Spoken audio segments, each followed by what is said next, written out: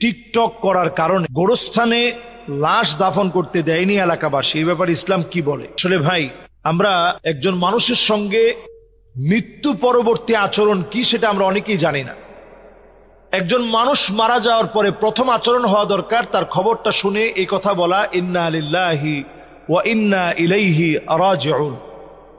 2 number কাজ হচ্ছে যদি সে ছেলে হয় তাহলে বলা আল্লাহুম্মা সাব্বিতহু আলাল ঈমান, আর যদি মেয়ে হয় তাহলে বলা আল্লাহুম্মা সাব্বিতহা আলাল ঈমান।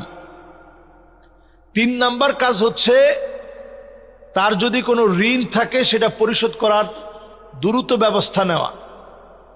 4 নাম্বার কাজ হচ্ছে তার দাফন কাফন, তার জানাজার নামাজ পরবর্তী সময় তাকে কবরস্থ করা পর্যন্ত তার পিছনে পিছনে যাওয়া।